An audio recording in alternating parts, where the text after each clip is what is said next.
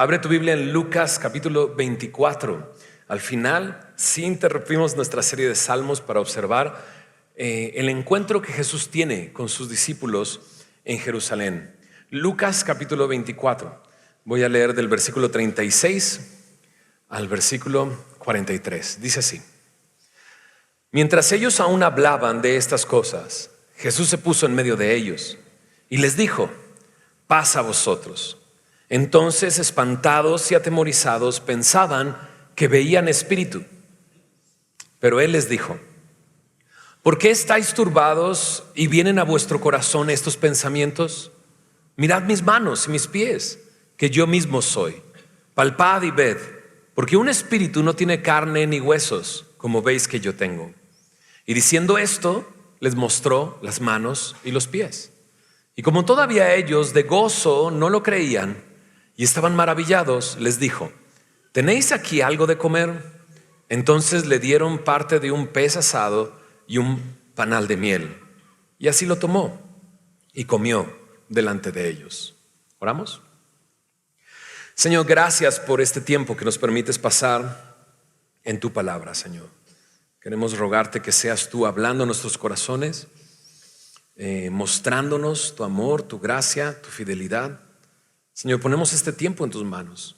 Gracias por tu bondad, por tenernos el día de hoy aquí, Señor, y por lo que tú quieres hacer en nosotros este día, Señor. Señor, hoy celebramos tu resurrección, Señor. Tú estás vivo, Señor. No hay nadie como tú. No hay otro como tú, Señor.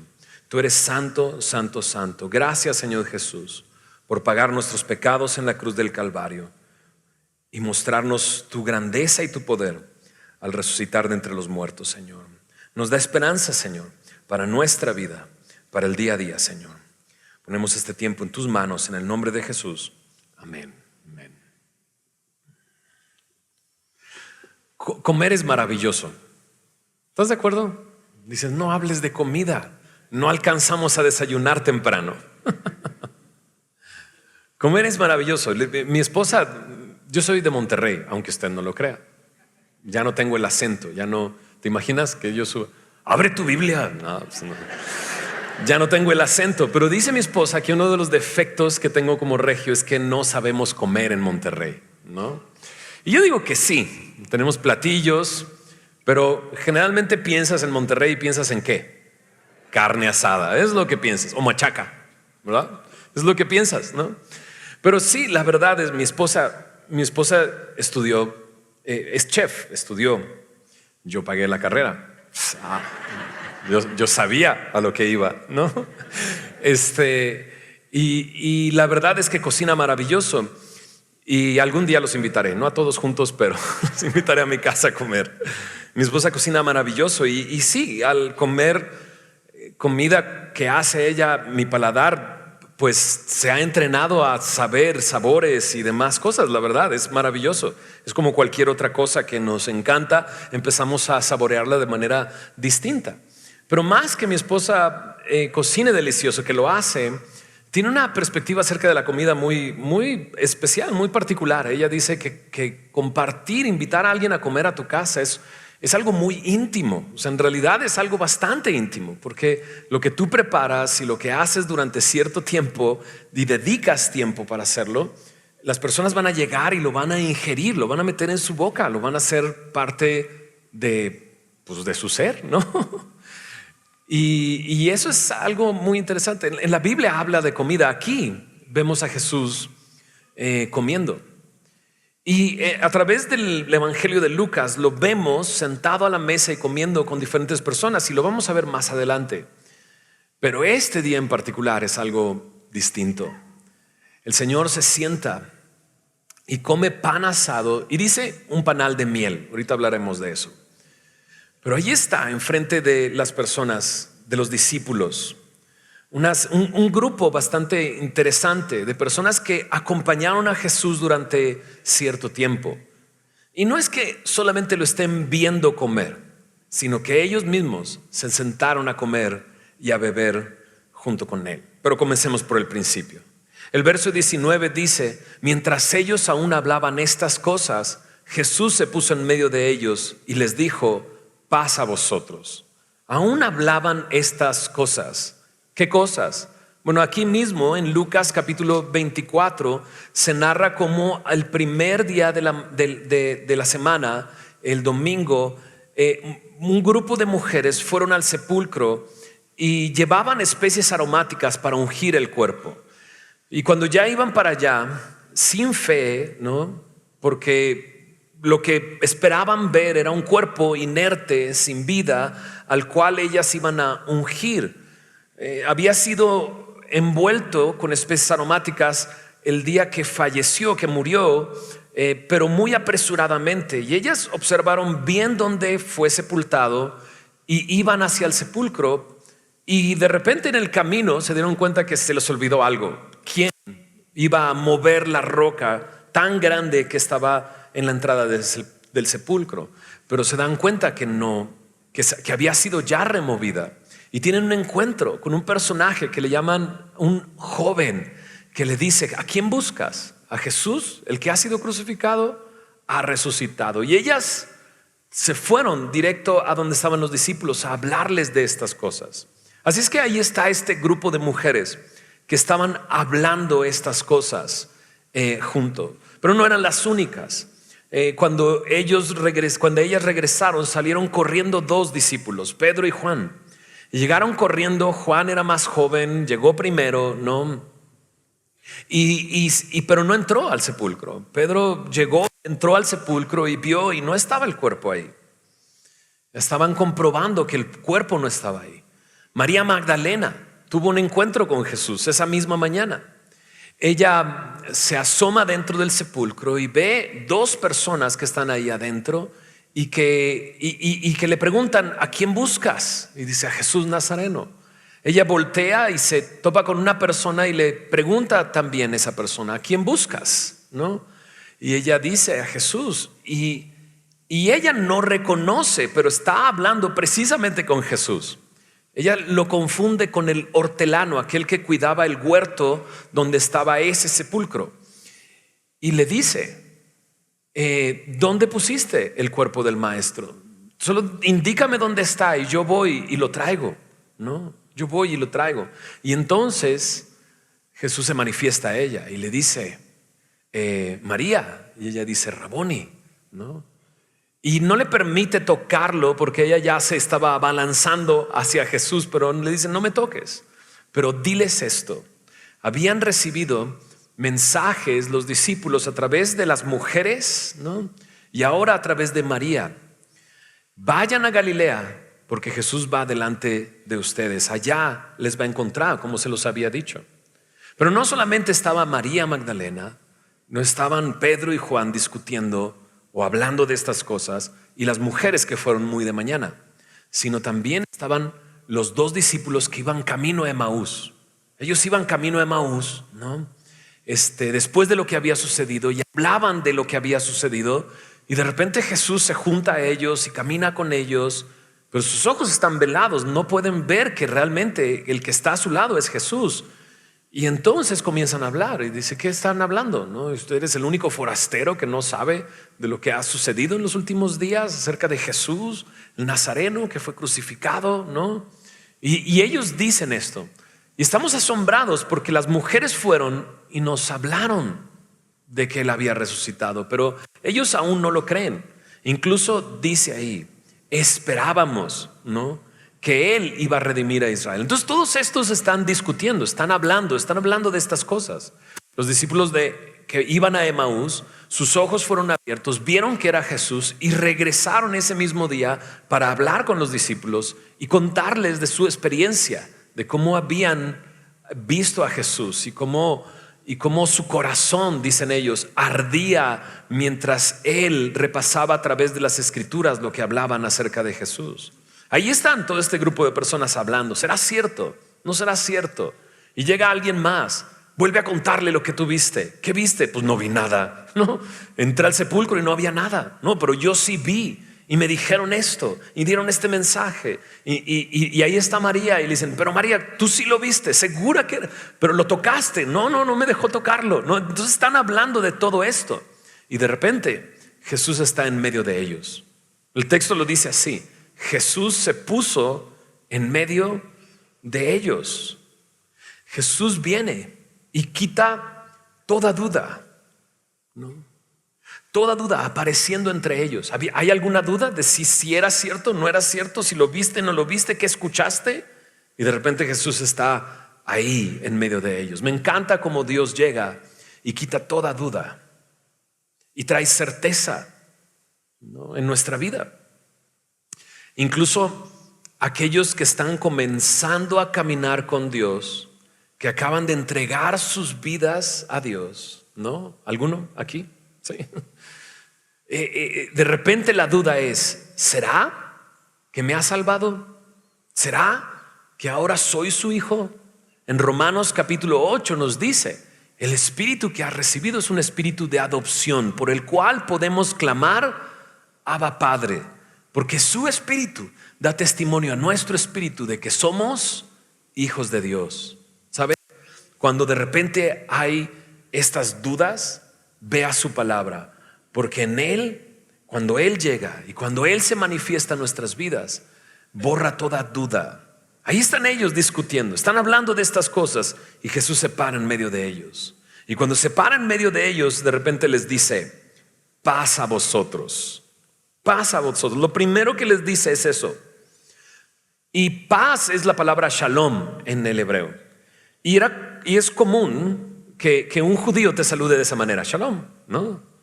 Porque es una salutación, pero en el contexto y en lo que está sucediendo es más allá que una sola salutación. Es una visita de amor y amistad de Jesús. Porque ¿cuál fue la última vez que estuvieron juntos? ¿Cuál fue el último momento en que estuvieron juntos? El último momento fue en Getsemaní, cuando Jesús llega a Getsemaní y lleva a sus discípulos y les pide que oren. Le pide a Jacobo y a Juan y a Pedro que se acerquen más y les dice: velen y oren conmigo. Pero ¿qué hacen los discípulos? Se duermen. Vencidos por el cansancio, se duermen, se quedan dormidos. Y Jesús va y entabla una lucha, pidiéndole a Dios: Señor, si puede pasar esta copa, que pase, pero no sea mi voluntad, sino tu voluntad. Jesús rindiendo su voluntad delante de Dios en el huerto de Getsemaní, en el huerto de los olivos. Y cuando Él regresa con sus discípulos, o sea, la descripción es que era un momento muy difícil para Jesús. Sentía que su alma moría, se entristecía hasta la muerte, y cuando regresa los encuentra dormidos. ¿No pudieron velar conmigo una hora? Velen, oren. Y se va a orar. Y cuando regresa, ¿cómo están? Dormidos. ¿Has sentido que le fallas a alguien y le fallas una segunda vez y tú así de: uy, qué pena? ¿No? Pero no solamente eso. Cuando vienen aquel que lo iba a traicionar, junto con la guardia del templo, lo arrestan a Jesús, ¿no? Y ellos, ¿qué hacen? Lo que Jesús dijo que iban a hacer. Iban a ser dispersados y huyeron y lo abandonaron a Jesús. Y cuando Jesús aparece después de ese momento en medio de ellos, me encanta que las palabras de Jesús no son: ¿y qué onda? ¿Qué pasó? ¿Me abandonaron? ¿No? Uno de ellos, Pedro, dijo: yo no te voy a abandonar. Si tengo que morir, voy a morir contigo. ¿Qué le dijo Jesús? Tú me vas a negar 3 veces antes de que cante el gallo. Y sucedió. Pedro le negó. Pero no solo fue él el que dijo: no te vamos a abandonar. Todos le dijeron: no te vamos a abandonar. Y lo abandonaron, ¿no? Hay un dicho que dice: no que tronabas pistolita, algo así. O sea, ¿no? ¿Cómo dice el dicho? No que no tronabas pistolita, no. No solo tus chicharrones truenan. ¿Cómo no? Es otra cosa. Jesús pudo haber llegado diciendo así: hey, ¿qué pasó? ¿Por qué me abandonaron? En el momento más difícil y de sufrimiento me dejaron morir, dirían en nuestra época, ¿no? Me dejaste morir, ¿no? Pero Jesús no comienza su conversación así. Por eso digo que implica más que solamente un hola, sino implica mucho más. Jesús viene ofreciendo paz. Y qué maravilla, qué libertad de Jesús. de no tener que decir algo más, sino solamente paz a vosotros. Paz a vosotros. ¡Qué libertad! ¿Por qué? Porque habiendo sido abandonado, pudo haber tomado eso personal, pero no fue así. ¿De dónde venía Jesús?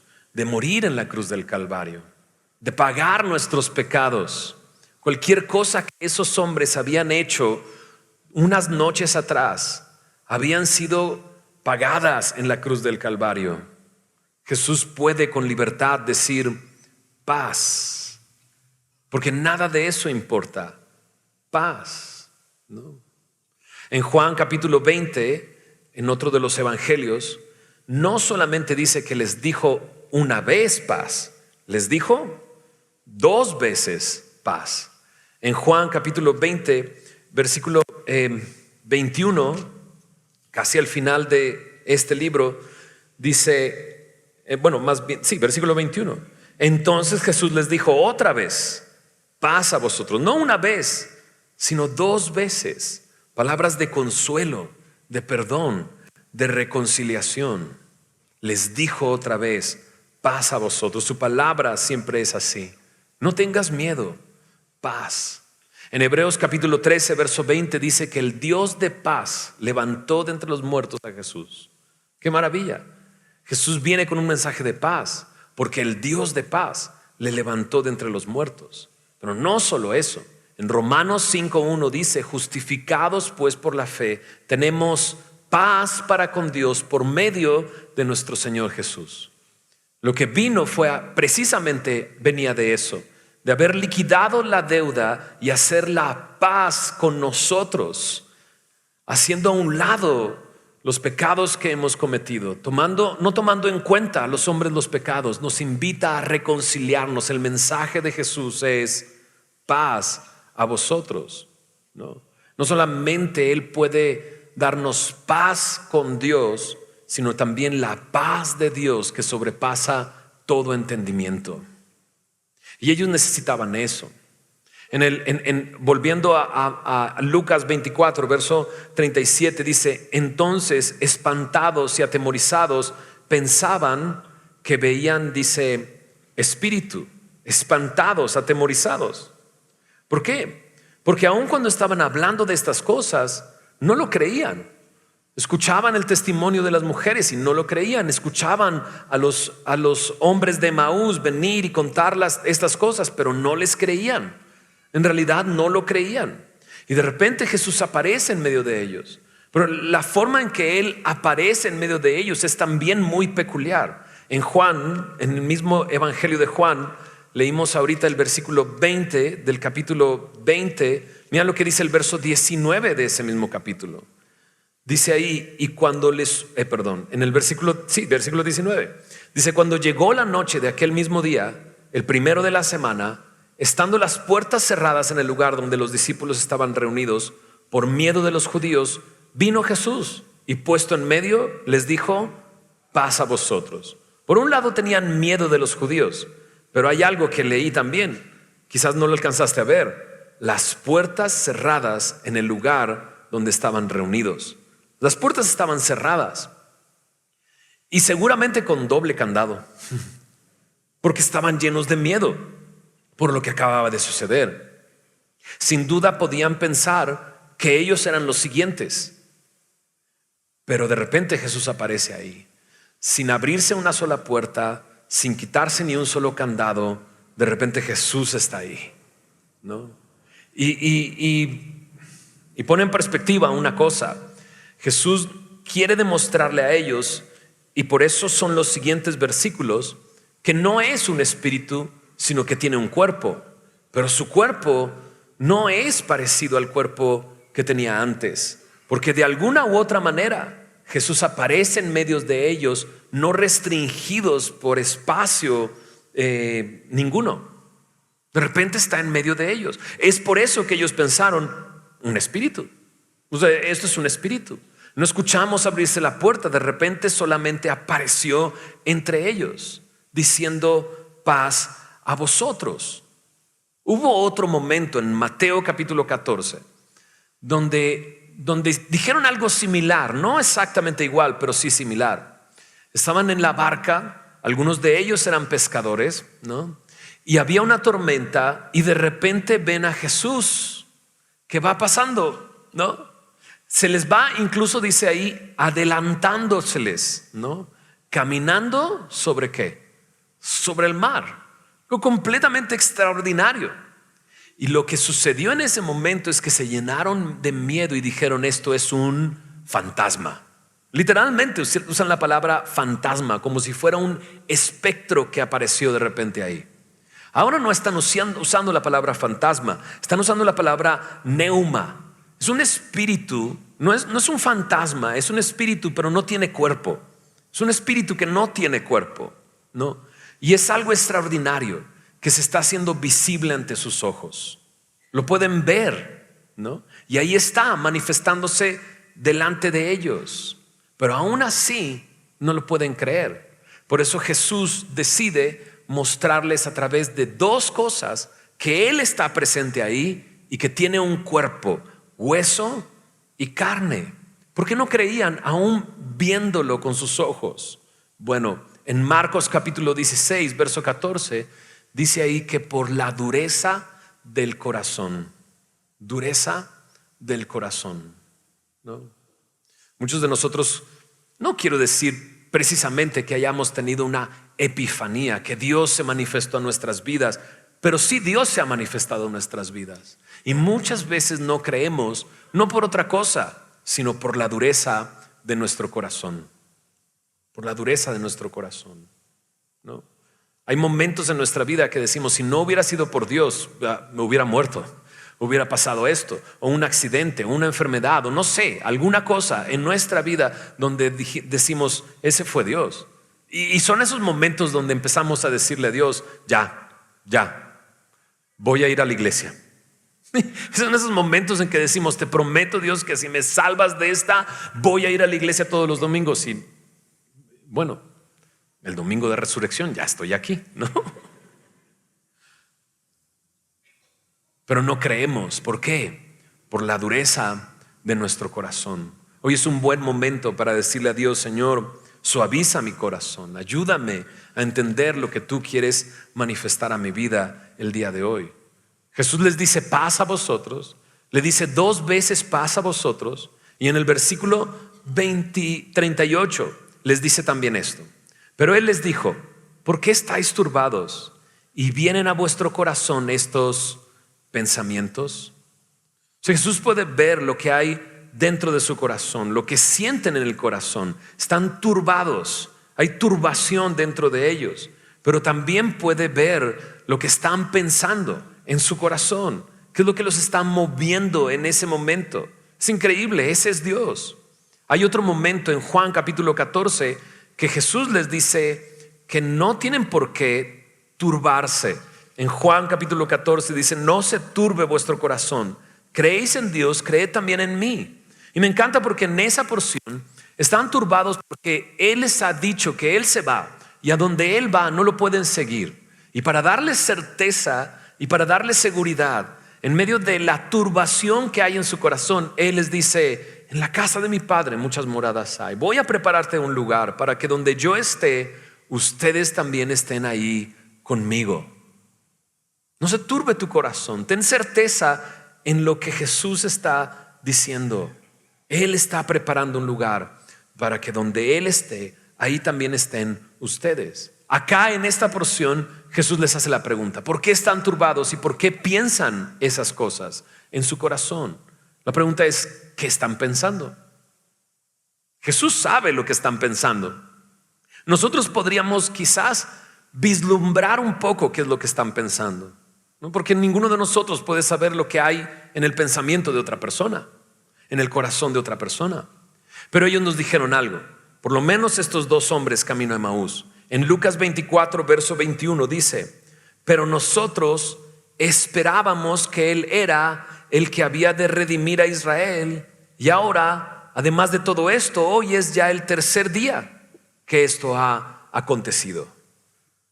Muy probablemente se sentían decepcionados, porque ellos estaban esperando algo de Jesús, pero no llegó. Ellos estaban esperando que se cumpliera algo, pero no se cumplió. Muy probablemente en su corazón hay un sentimiento de abandono. Nos dejó. No era quien pensábamos que era. Ya, ¿cómo nos pasa eso? Nos hacemos una idea de Dios que no es, y entonces nos llenamos de temor, de miedo e incluso de decepción. Pensamos que Dios debería de actuar de cierta manera, y cuando no actúa de esa manera nos decepciona. Y hay en nuestro corazón eso.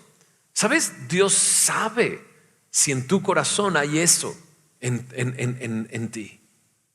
Si hay este sentimiento de decepción. A lo mejor pensabas que Dios iba a hacer algo en tu matrimonio y no lo hizo. Iba a hacer algo con tus papás y no lo hizo. Que iba a sanar a alguien y no lo hizo. Y nos hacemos una idea de Dios. Dios, si eres Dios, entonces vas a hacer esto. Y no lo hace. ¿Y por qué no lo hace? Precisamente porque Él es Dios. Porque Él es Dios. Pero incluso Dios sabe si hay dentro de ti este sentir en tu corazón, en lo profundo de tu ser. A veces pensamos, Dios está muy lejos de mí. Pero ahí está Jesús frente a ellos. ¿Por qué piensas estas cosas? Y sabes, lo creo totalmente. Y aquí está Jesús diciendo, ¿por qué piensas esas cosas? Creo que cualquiera de nosotros nos espantaríamos si en verdad Dios se manifestara delante de nosotros en este momento. Pero en realidad eso es lo que sucede todo el tiempo. Cuando nosotros creemos en el Señor Jesús, su Espíritu viene a morar en nosotros. Dios nos sella con su Espíritu. Habita en nosotros. O sea, es muy claro lo que dice la palabra de Dios, que somos templo del Espíritu Santo. Y está ahí. Pero de repente nos sentimos lejos. ¿Por qué piensas estas cosas en tu corazón? Y entonces Jesús les dice esto. Mira lo que dice en el verso 39. Mirad mis manos y mis pies, que yo mismo soy. Palpad y ved, porque un espíritu no tiene carne ni huesos, como veis que yo tengo. Y diciendo esto les mostró las manos y los pies, ¿no?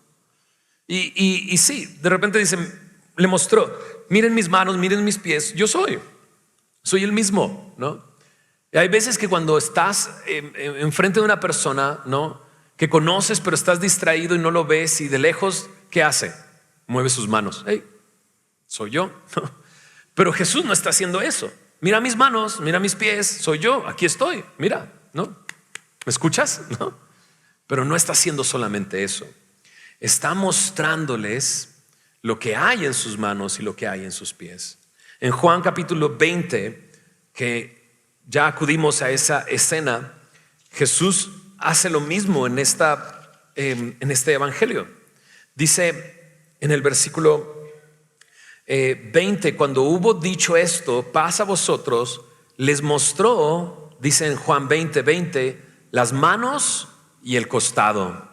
Y los discípulos se regocijaron viendo al Señor. Al mostrar las manos y el costado, estaban mostrando la señal de los clavos y la señal de esa lanza que había atravesado su costado. Lo que Jesús estaba diciendo es, soy yo, ¿no? Y he pasado por la cruz y aquí estoy de nuevo. Y aquí está la muestra de que he pagado tus pecados, de que estoy vivo después de la muerte. En el versículo 24 dice, pero Tomás, uno de los 12, llamado Dídimo, no estaba con ellos cuando Jesús vino. Qué mala onda. No está precisamente en ese momento. Cuando llegó Tomás, le dijeron, al Señor hemos visto. Él les dijo, si no viera en sus manos la señal de los clavos, y metiere mi dedo en el lugar de los clavos, y metiere mi mano en el costado, no creeré. Entonces 8 días después, estaba otra vez sus discípulos dentro, y con ellos Tomás.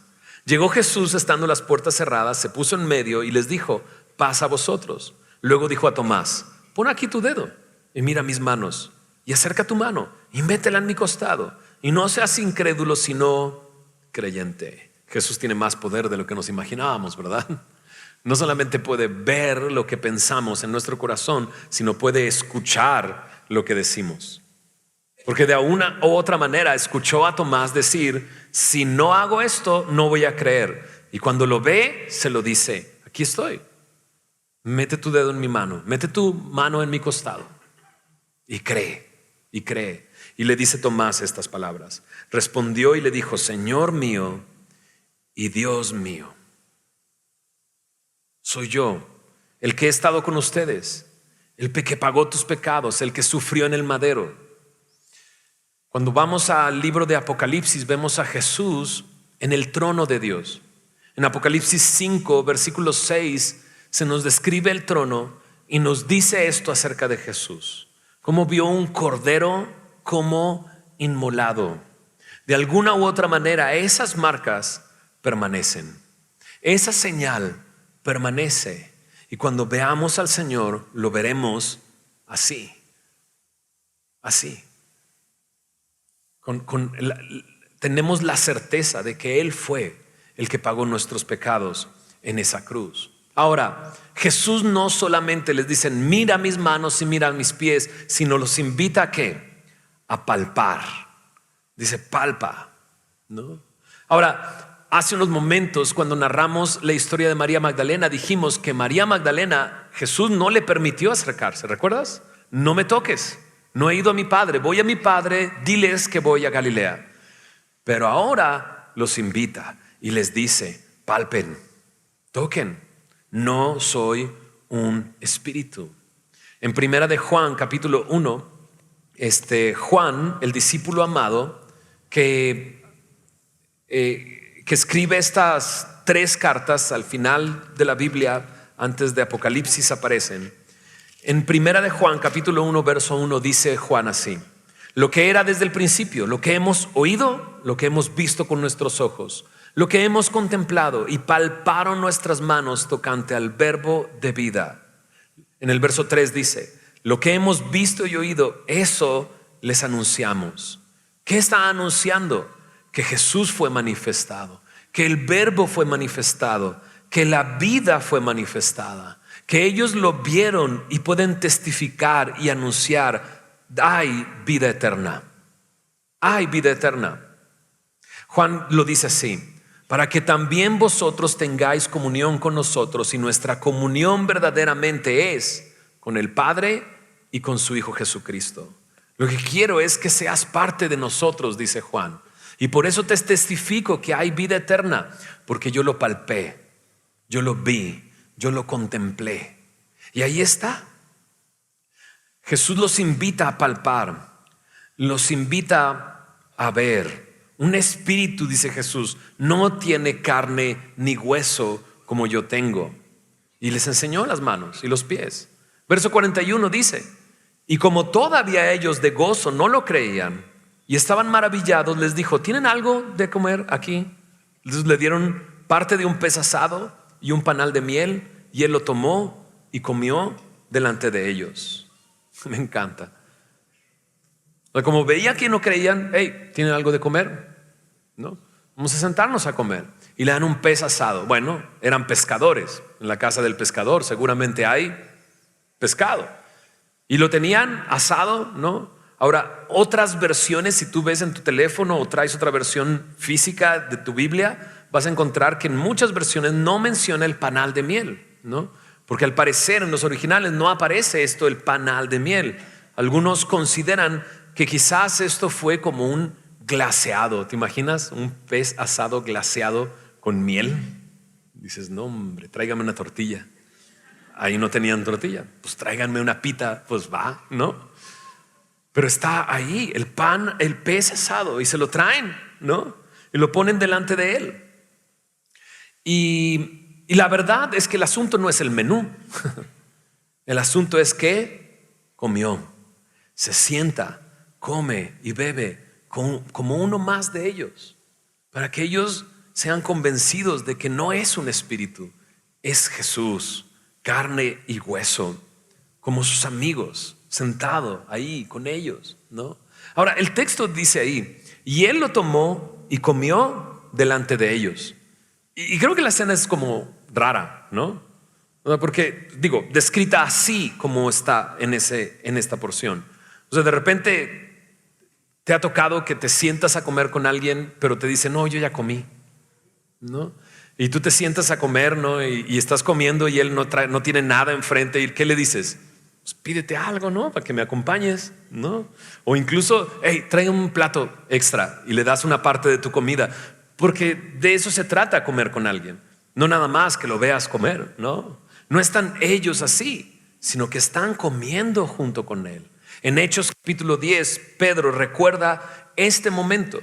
En Hechos capítulo 10, versículo 41, Pedro describe este momento así. En el verso 40 dice, a este levantó Dios al tercer día. Está hablando de Jesús. E hizo que se manifestase, no a todo el pueblo, sino los testigos que Dios había ordenado de antemano. A nosotros, cheque lo que dice, que comimos y bebimos con él después que resucitó de los muertos. Entonces los discípulos no están nada más viendo, sino están comiendo junto con él y bebiendo junto con él. ¿Te imaginas la escena? ¿Te imaginas el momento? Imposible de creer, demasiado bueno para creer.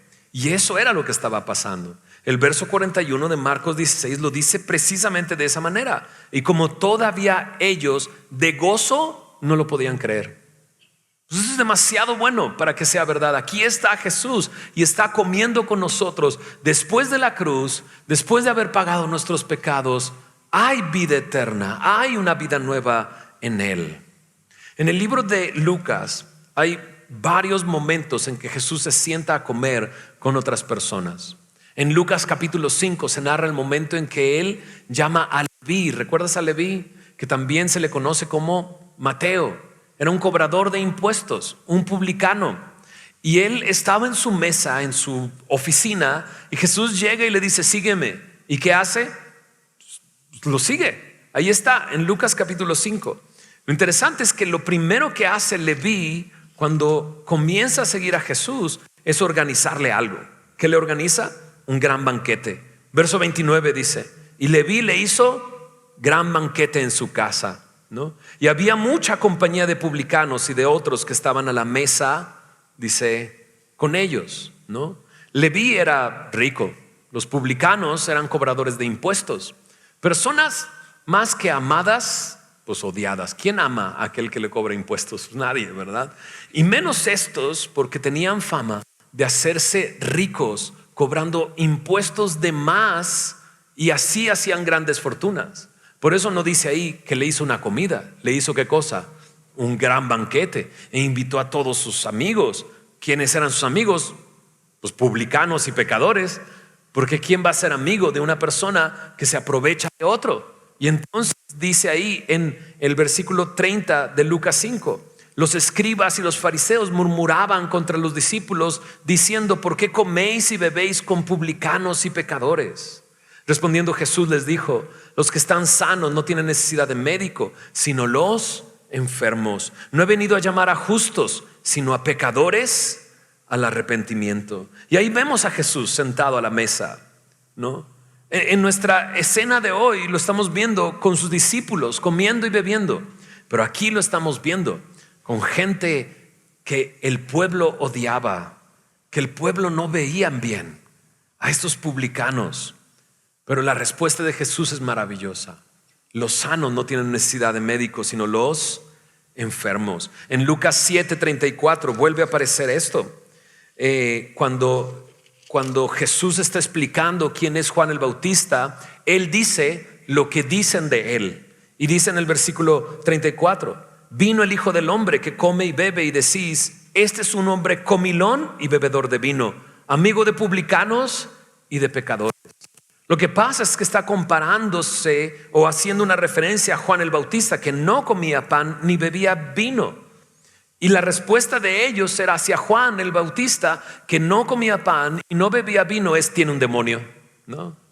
Y la respuesta ante Jesús, cuando lo veían sentado como en la casa de Leví, con pecadores y publicanos. Este es un comilón y bebedor de vino. No es que está describiendo a Jesús como un borracho. No vayas a utilizar eso y decir, mira, Jesús era un bebedor de vino, déjame en paz. No, para nada. Jesús no estaba así. ¿Y cómo sé que no estaba así? Por lo que dijo antes en casa de Leví. O sea, tú cuando estás enfermo vas con un doctor. ¿No sería demasiado extraño que el doctor, no, si vas con una gripa así terrible, te diga, estornúdame en la cara? Pues no. ¿Qué médico va a querer ser contagiado por los pacientes que recibe? ¿Qué quiere hacer el médico? Sanarlo. ¿Qué quiere? Darle su tratamiento. Por eso Jesús dice, he venido no a llamar a justos, sino a pecadores al arrepentimiento. Pero así lo veían, como un amigo de pecadores, como un amigo, dice, de publicanos. Ahí mismo en Lucas capítulo 7, verso 36, lo criticaban por ser y por sentarse a la mesa con publicanos y pecadores. ¿Quiénes lo criticaban? Los fariseos. En el verso 36 dice, y uno de los fariseos rogó a Jesús que comiese con él. Y habiendo entrado en casa del fariseo, se sentó a la mesa, ¿no? Y entonces me encanta, porque los fariseos dicen, nada más comes con publicanos y pecadores, ¿no? Dicen, no, también con uno que otro fariseo. Y claro, los fariseos eran estos hombres sectarios, religiosos, que lo que les importaba era la apariencia y no lo de adentro, a los cuales Jesús les habló constantemente y fuertemente. Y de repente ves a Jesús sentado a la mesa de un fariseo también. En Lucas capítulo 14, versículo 1, dice Lucas 14, verso 1, dice, aconteció un día de reposo que habiendo entrado para comer en casa de un, dice, gobernante que era fariseo, no solamente comía con los publicanos, con aquellos que nadie quería, sino también con gobernantes, ¿no? Y ahí lo voy a dejar, ¿no? También con gobernantes, con gente en eminencia. Entonces él compartía la mesa tanto con pecadores, publicanos, fariseos, religiosos, hasta con personas en eminencia. En Lucas 15, versículo 2, en este versículo dice que se acercaban a Jesús todos los publicanos y pecadores para oírle. Y los fariseos y los escribas murmuraban diciendo, este a los pecadores recibe y con ellos come. En Lucas 19 hay una pequeña historia de un hombre pequeño también. En Lucas 19 dice así, habiendo entrado Jesús en Jericó, iba pasando por la ciudad. Y sucedió que un varón llamado Zaqueo, jefe de los publicanos y, ¿qué dice? Rico, procuraba ver quién era Jesús, pero no podía a causa de la multitud, pues era pequeño de estatura. Por eso dije historia pequeña de un hombre pequeño, pero bueno. Y corriendo delante subió a un árbol sicómoro para verle, porque había de pasar por allí. Cuando Jesús llegó a aquel lugar, mirando hacia arriba, le vio y le dijo, Zaqueo, date prisa, desciende, porque hoy es necesario que pose yo en tu casa. Entonces él descendió a prisa y le recibió gozoso. Al ver esto, todos murmuraban diciendo que había entrado a posar con un hombre pecador. Entonces Zaqueo, puesto en pie, dijo al Señor, he aquí, Señor, la mitad de mis bienes doy a los pobres, y si en algo he defraudado a alguno, se lo devuelvo cuadriplicado. Jesús le dijo, hoy ha venido la salvación a esta casa, por cuanto él también es hijo de Abraham, porque el Hijo del Hombre vino a buscar y a salvar lo que se había perdido. Me identifico tanto con Zaqueo, no en lo rico, porque para nada, ni en lo corto de estatura, tampoco, ¿no? Sino en la manera en que Jesús se acercó a él. Este hombre saltaba para ver por dónde venía Jesús, pero al ver que no iba a lograr nada, se adelanta. Pero cuando llega ahí, Jesús lo conoce y le habla por su nombre y le dice Zaqueo, ¿no? Me encanta cómo Jesús sabe quién es Zaqueo, Zaqueo, y le dice, date prisa, desciende, porque hoy es necesario que esté en tu casa. Y en esto me identifico. Así llegó Jesús. Jesús no llegó y no llega contigo desde arriba y mirándote hacia abajo y te dice, hey, apúrate, sube. porque no hay manera que nosotros podamos subir. No tenemos recursos para subir. No hay manera en que la salvación la obtengamos con dinero. No hay manera en que la salvación la obtengamos con obras, con hechos, con comportamiento. La salvación es por fe, por gracia. Y Jesús se acerca y le dice así: date prisa y desciende. Y ahí me identifico mucho con él, porque aquel que viene a Jesús necesita humillarse, necesita dejar su posición de egoísmo, de orgullo, y humillarse realmente y venir y maravillarnos de que Él es el que dice: es necesario que hoy yo esté en tu casa. Entonces nos damos cuenta que a Jesús le encanta comer, le encanta autoinvitarse, ¿no? Le encanta pasar tiempo con cualquiera. Se sienta a la mesa con el fin de tener comunión, de estar con alguien. Más adelante en Lucas 22 lo vimos en esta semana, ¿no? Que tuvimos toda esta serie sobre Jesús. En Lucas 22 vemos a Jesús una vez más sentado a la mesa, pero esta fue la última cena, literal, la última cena en la que estuvo con sus discípulos. En Lucas 22 verso 14 dice: cuando era la hora se sentó a la mesa y con él los apóstoles y les dijo: cuánto he deseado comer con vosotros esta Pascua antes que padezca, porque os digo que no la comeré más hasta que se cumpla en el reino de Dios. Y habiendo tomado la copa, dio gracias y dijo: tomad esto, repartidlo entre vosotros, porque os digo que no beberé más del fruto de la vida hasta que el reino de Dios venga. Y tomó el pan y dio gracias, lo partió y les dio, diciendo: esto es mi cuerpo, que por vosotros es dado, haced esto en memoria de mí. De igual manera, después que hubo cenado, tomó la copa, diciendo: esta copa es el nuevo pacto en mi sangre, que por vosotros, dice, se derrama. La última vez que compartió la mesa con ellos fue en esa Pascua. Y en esa Pascua Él comparó el pan con su cuerpo que iba a entregar, que iba a ser entregado por ellos.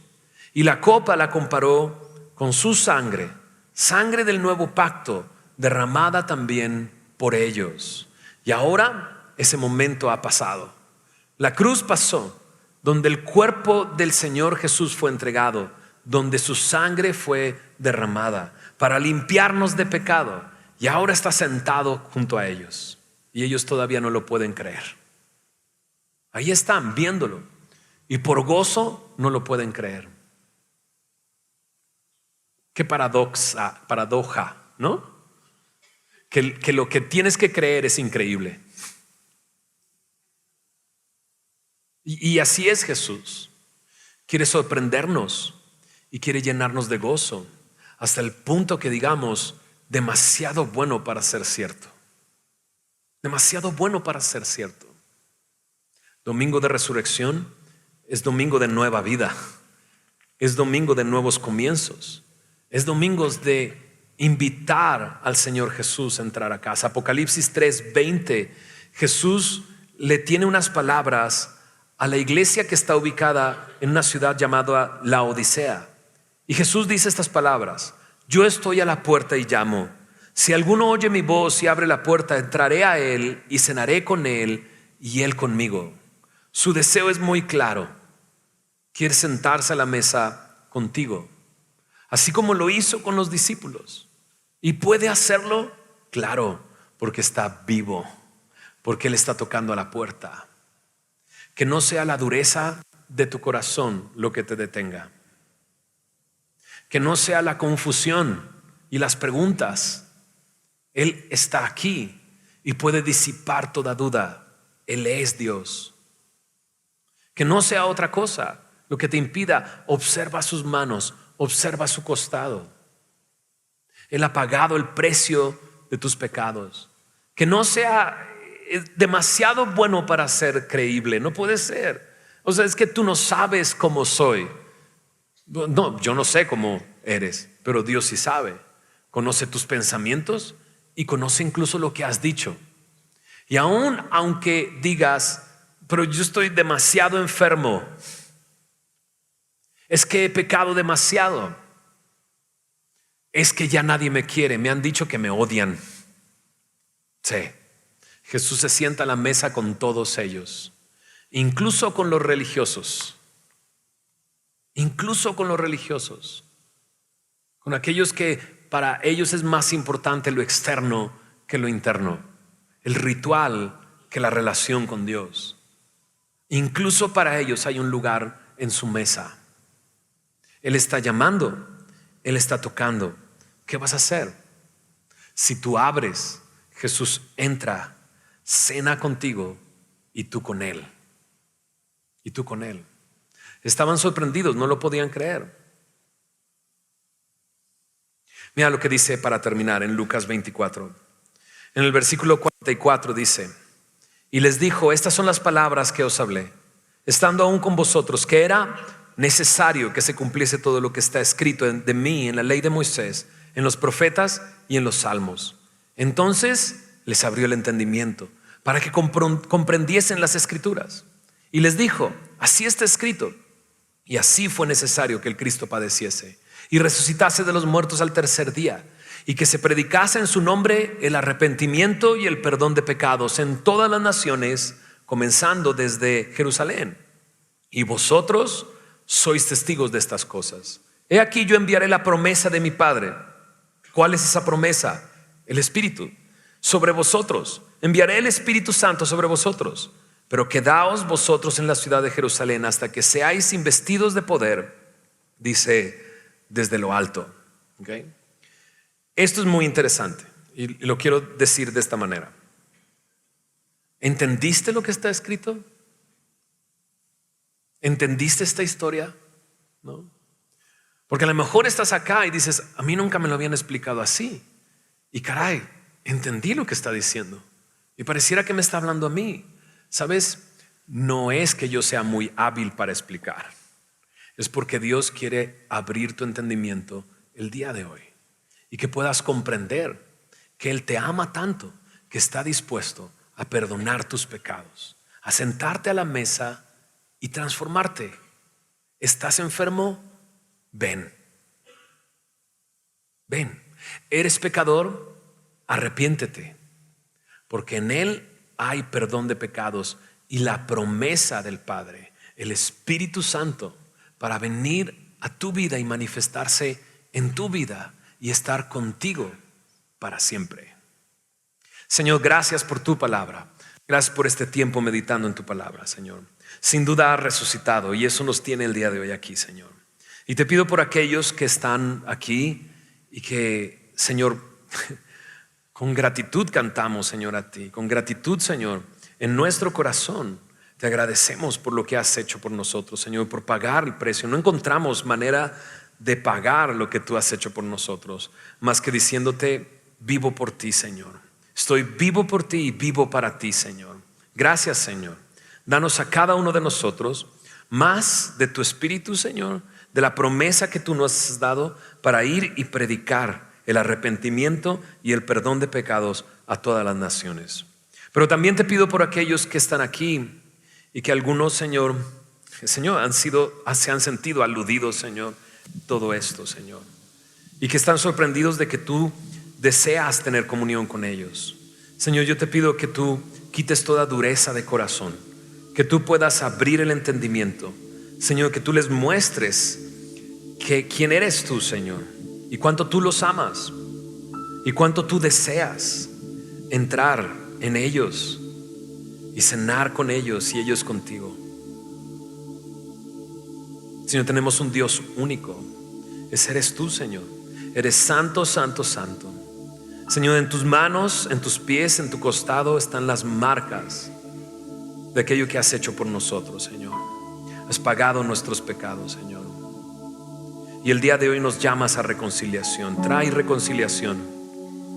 Señor, tú no estás llegando con las personas diciendo, ¿qué pasó? ¿Por qué no has venido? ¿Por qué hiciste esto o aquello? Señor, tú vienes con palabras de paz, Señor. Tú vienes y dices paz con vosotros. Señor, tú tienes palabras de reconciliación, de consuelo, de consolación. Trae consuelo a aquel que lo necesita, Señor. Trae salvación a aquel que lo necesita este día. Te damos la gloria y la honra a ti, Señor, porque tú eres nuestro Dios. En el nombre de Jesús.